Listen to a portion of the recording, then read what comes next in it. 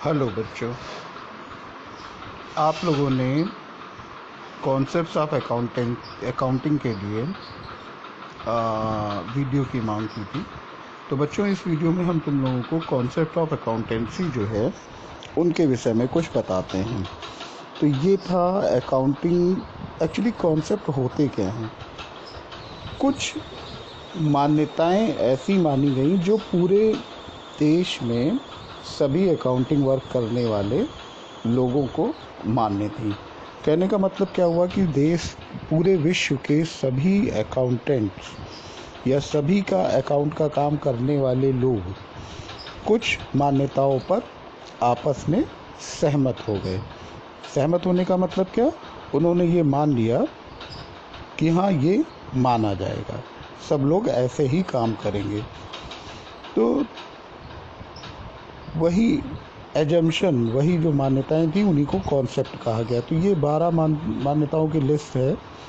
Money measurement concept, cost concept, matching concept, verifiable objective evidence concept, the business entity concept, accounting period concept, going concern concept, capital concept, the dual aspect concept, realization concept and accrual concept and materiality concept। अब इनको देखते हैं। पहला लिखा हुआ है the money measurement concept. इस मान्यता का मतलब ये था कि वो सभी घटनाएं और सौदे ही अकाउंट में लिखे जाएंगे जिनको हम मनी के टर्म में नाप सकते हैं। इंग्लिश में भी यही लिखा हुआ है। According to this concept every work recording event or transaction is recorded in term of money. सभी सौदों को मनी के रूप में ही हम रिकॉर्ड करेंगे। एन इवेंट और happening which can not be express in terms of money is not recorded in the accounting books. मतलब ऐसी घटना या ऐसा सौदा जो रुपए में नहीं नापा जा सकता, वो लिखा नहीं जाएगा। ठीक है, हो सकता है कि वो घटनाएं जो हैं या वो इवेंट जो है वो फर्म के लिए इम्पोर्टेंट हो, बहुत इम्पोर्टेंट हो, लेकिन फिर भी नहीं लिखेंगे। उदाहरण के तौर पे मान लो, जैसे हम ये कहें कि हमारी फर्म का एक कोई मैनेजर था, वो बहुत अच्छा काम करता था, जिसके कारण हमारी सेल ज़्यादा हुई। किसी कारणवश हमने उस मैनेजर को निकाल दिया, तो अब हमारी सेल डाउन हो जाएगी। तो अकाउंटिंग ये नहीं रिकॉर्ड करेगा कि हमने मैनेजर को निकाला। अकाउंटिंग केवल सेल रिकॉर्ड करेगा कि सेल हुई इतनी, सेल हुई इतनी। ठीक है, तो बहुत सारी ऐसी इवेंट्स हैं जो व्यवसाय के ऊपर या बिजनेस के ऊपर बहुत बड़ा प्रभाव डालती हैं, लेकिन चूंकि उनको मनी के टर्म में नहीं नापा जा सकता, इसलिए उन्हें नहीं रिकॉर्ड करते हैं। इफेक्ट जो हैं उनको अभी छोड़ो। अगला लिखा हुआ है कॉस्ट कॉन्सेप्ट। कॉस्ट कॉन्सेप्ट हमें ये कहता है कि अगर किसी चीज़ को प्राप्त करने में कोई भी रुपए खर्च नहीं करने पड़े तो हम उसको जो है नहीं रिकॉर्ड करेंगे और उसको हम अपनी संपत्ति नहीं मानेंगे। इसका मतलब क्या हुआ? इसका मतलब ये भी हुआ एक कि किसी भी वस्तु को या किसी भी चीज़ को प्राप्त करने में जो रुपए हमें खर्च करने पड़े उसकी कीमत हम वही लिखेंगे। उदाहरण के तौर पे मान लो एक कोई मशीन हमें ख़रीदनी है, जिस मशीन की मार्केट वैल्यू 50,000 रुपये है, बाज़ार में वो 50,000 रुपये की मिल रही है, लेकिन किसी कारणवश हमें वो मशीन जो है केवल 30,000 रुपये में मिल गई। तो ऐसा नहीं कि हम अपनी बुक में मशीन चूँकि 50,000 रुपये की हम 50,000 लिखेंगे, नहीं, हमें वो मशीन 30,000 रुपये की मिली, तो हम उस मशीन की जो वास्तविक लागत है केवल उसी को अपनी किताबों में लिखेंगे, मतलब 30,000 लिखेंगे। ठीक है, तो ये था कॉस्ट कॉन्सेप्ट। अगला कॉन्सेप्ट है मैचिंग कॉन्सेप्ट। मैचिंग का मतलब होता है तुलना करना। तो देखो, लाभ और हानि तभी ज्ञात किया जा सकता है जब आप अपने खर्चे को अपनी आय से हम मैच कराएं, मतलब तुलना कराएं। तो मैचिंग कॉन्सेप्ट भी यही कहता है कि various expenses and incomes of business are recurring in nature. इसका मतलब हुआ कि बहुत सारे खर्चे और इनकम ऐसे होते हैं व्यवसाय में जो रीअकरिंग नेचर के होते हैं। रीअकरिंग का मतलब जो बार बार होने वाले नेचर के हों। आगे लिखा हुआ है that means they are incurred and earned throughout the year continuously but results are to be ascertained at a specific interval. In doing so, the income earned, the revenue and expenses made, the cost shall be taken into account. इसका मतलब ये हुआ कि पूरे साल में बहुत सारे ऐसे खर्चे हैं जो लगातार होते रहते हैं, इनकम भी होती रहती है, खर्चे भी होते रहते हैं. उनको सबको एक निश्चित टाइम इंटरवल के बाद जो है उनको सबको ज्ञात किया जाता है, मापा जाता है, टोटल किया जाता है कह सकते हो. और टोटल करने के बाद उनको जो है हम मैच कराते हैं, मतलब आपस में टैली कराते हैं. ठीक है, उनकी तुलना करते हैं. अगला लिखा हुआ है वेरीफिएबल ऑब्जेक्टिव एविडेंस कॉन्सेप्ट. इसका मतलब ये हुआ कि हम जो भी कुछ सौदा लिखते हैं उसको प्रूव करने के लिए, उसको सत्य साबित करने के लिए कुछ ना कुछ वेरीफिएबल एविडेंस होना चाहिए. वेरीफिएबल मतलब जिसको हम वेरीफाई कर सकते हो, चेक कर सकते हो. एविडेंस का मतलब सबूत. इसमें क्या लिखा हुआ, it is one of the important concepts of accounting that the verification should be done for checking the correctness and accuracy of the subject matter of accounting through outside evidence. उन्होंने बोला कि ये एक बहुत इम्पॉर्टेंट कॉन्सेप्ट है और इस concept का मतलब ये होता है कि हमने जो भी कुछ सौदा है, जो भी कुछ अमाउंट लिख रखा है, उसकी करेक्टनेस और एक्यूरेसी, कि वो सत्य है और उचित है, इसकी जांच के लिए कोई ना कोई बाहर का एविडेंस होना चाहिए. बाहर का मतलब जो हमने खुद ना बनाया हो. Outside evidence means by the study of documents, voucher etcetera. कहने का मतलब वही हो गया आउटसाइड एविडेंस का कि वाउचर हमें मिलते हैं, पेपर हमें मिलते हैं, कुछ खरीदते हैं तो हमें बिल मिलता है. ठीक है. Previously production is carried out on a small scale but nowadays it is undertaken at a large scale. By this explain the necessity of for this type of verification. यहाँ ये कह रहे हैं कि पहले उत्पादन वगैरह बहुत छोटे लेवल पे होता था, लेकिन अब बहुत बड़े लेवल पे होने लगा है, इसलिए इसका होना बहुत ज़रूरी है. अगला है हमारा द बिजनेस एंटिटी कॉन्सेप्ट. ठीक है. इसका मतलब क्या था, according to this concept the proprietor of an enterprises is always considered to be separate and distinct from the business which he controls. ये एक बहुत इम्पोर्टेंट वो है कॉन्सेप्ट है. यहाँ पर जो है ये माना जाता है कि जो मालिक होता है, जो व्यवसाय का मालिक है, प्रोप्राइटर का मतलब मालिक, जो व्यवसाय का मालिक है वो हमेशा व्यवसाय से एक अलग व्यक्ति माना जाता है. ठीक है, ये बहुत इम्पोर्टेंट है. यहाँ ऐसा नहीं कि हम व्यवसाय और उसके मालिक को आपस में मिला दें. व्यवसाय अलग चीज़ है, it is controlled by the proprietor, वो अलग चीज़ है कि उस पर कंट्रोल प्रोप्राइटर करता है. All the transaction of the business are recorded in the books from the point of view of the business. कहने का मतलब ये हुआ कि जो भी सौदे रिकॉर्ड किए जाते हैं वो ये सोच करके रिकॉर्ड किए जाते हैं कि ये व्यवसाय की तरफ से हुए हैं. सौदे रिकॉर्ड करते समय में ये बात ध्यान रखना चाहिए कि हम अपनी अकाउंट्स की बुक्स जो बना रहे हैं वो व्यवसाय के लिए बना रहे हैं, ना कि मालिक के लिए. The concept of separate entity is applicable to all form of business organization. ये कॉन्सेप्ट सभी तरह के बिजनेस ऑर्गेनाइजेशन के प्रारूप जो हैं उन पे काम करता है. बिजनेस ऑर्गेनाइजेशन के क्या क्या प्रारूप हैं ये तुम लोग पढ़ोगे. ठीक है, आगे चल करके पढ़ोगे, बीओ में पढ़ोगे, बहुत सारे प्रारूप हैं. अ सोल प्रोप्राइटर में have many interest apart from his business but this would not be included in the firm. जो सोल प्रोप्राइटर होता है, सोल प्रोप्राइटर का मतलब जहाँ पे एक ही आदमी मालिक होता है, उसके बिजनेस के अलावा बहुत सारे चीज़ें हो सकती हैं. लेकिन जब हम किताबें बना रहे हैं बिजनेस की तो हम केवल बिजनेस से रिलेटेड चीज़ें ही रिकॉर्ड करेंगे. ठीक है, अगर वो कनेक्टेड नहीं है इस फर्म से, इस व्यवसाय से, तो उनको नहीं रिकॉर्ड करेंगे. ठीक है. छठा लिखा हुआ है अकाउंटिंग पीरियड कॉन्सेप्ट. होता क्या है कि हर व्यवसायी ये जानना चाहता है कि लाभ हुआ, हानि हुई, व्यवसाय हमारा कैसा चल रहा है. ठीक है, तो इसके लिए एक निश्चित टाइम पीरियड सेट कर लिया गया कि at the end of this period we have to prepare the books. के समय के अंत होने पर, ये समय ख़त्म होने पर हमें अपनी बुक्स बनानी है।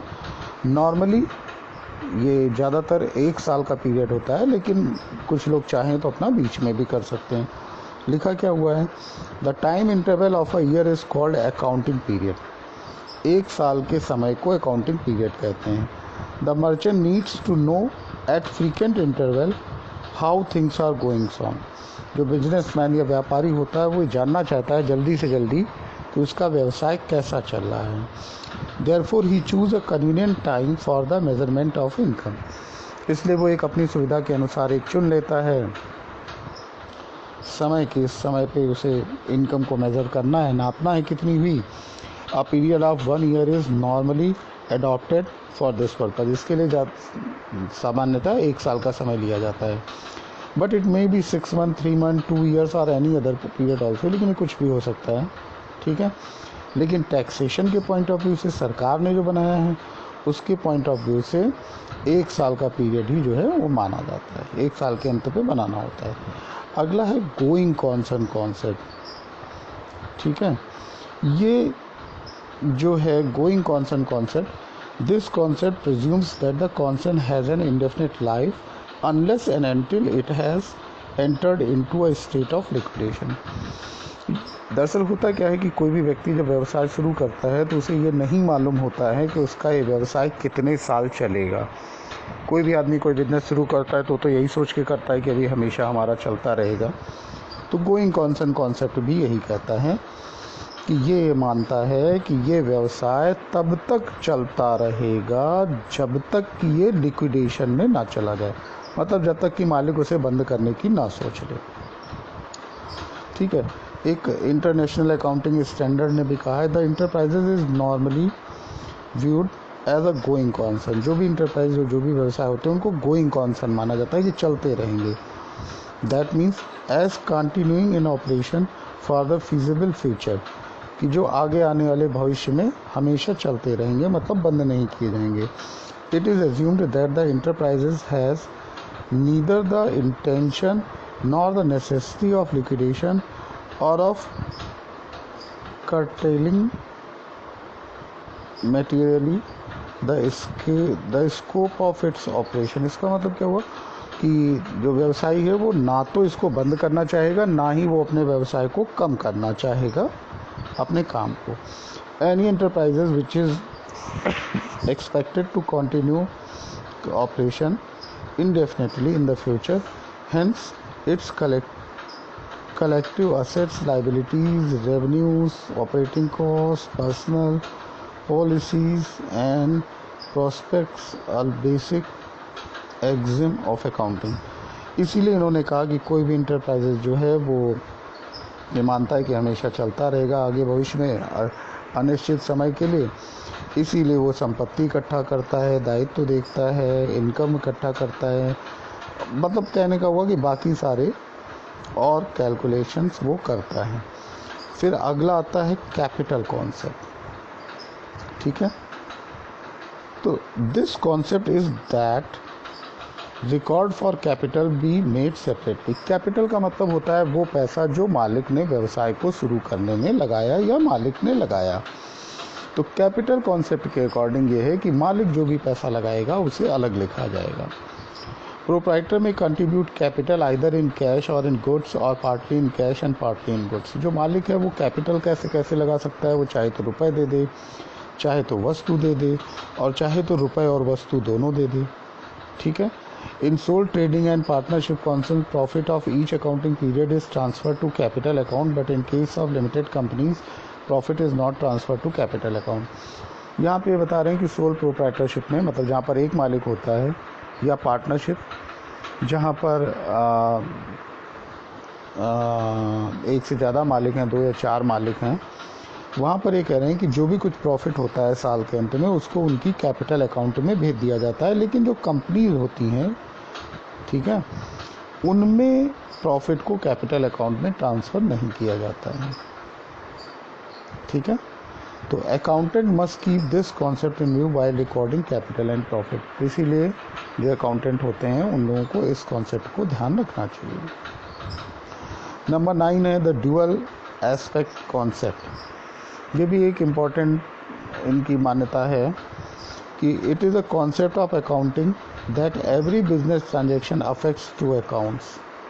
इसका मतलब ये हुआ कि इसका ये मानना है कि जो भी सौदे होते हैं वो कम से कम 2 अकाउंट को ज़रूर प्रभावित करते हैं। अगर एक अकाउंट में वो डेबिट तरफ लिखा गया है तो दूसरे में वो क्रेडिट तरफ लिखा जाएगा। कहने का मतलब ये हुआ कि हर सौदे के 2 पहलू होते हैं। ये पहले भी हम बता चुके हैं। जैसे उदाहरण के तौर पे मान लो हमने मशीन खरीदी। जब हम मशीन खरीदेंगे तो हमारे पास 2 काम होंगे। एक, मशीन हमारे पास आएगी, रुपए हमारे पास से जाएंगे, तो 2 चीज़ें हुई।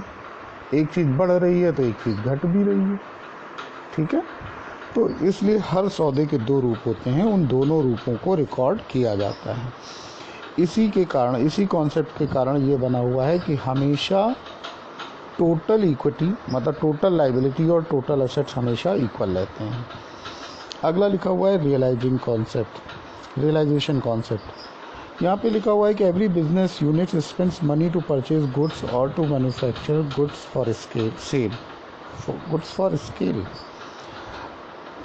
Profit cannot be earned only by manufacture. Sale of goods either for cash or on credit is essential to make earning. यहाँ पे स्केल लिखा हुआ है, गलत लिखा हुआ है, यहाँ सेल लिखा होना चाहिए। यहाँ लिखा हुआ है कि हर व्यवसायी जो होता है वो पैसा खर्च करता है माल खरीदने पर या माल को खुद बनाने पर।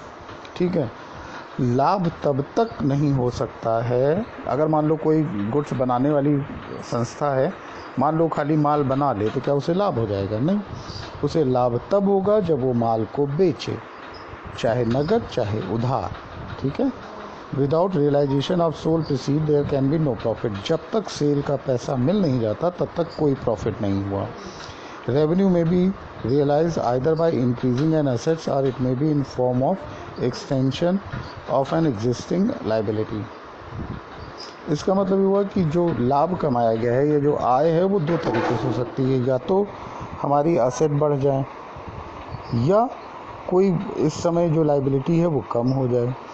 सो thus whole of accountancy is based on this concept of realisation. All effort in business are made to make utmost realisation.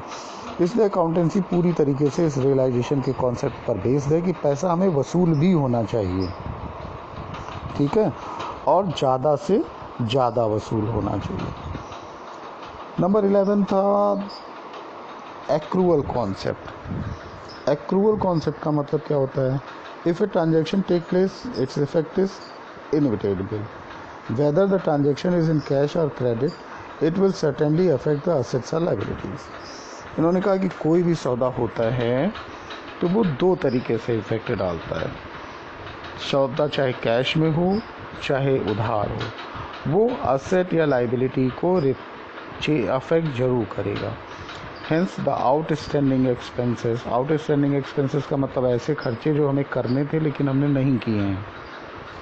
ठीक है, hence the outstanding expenses which are related to the concern period but not paid.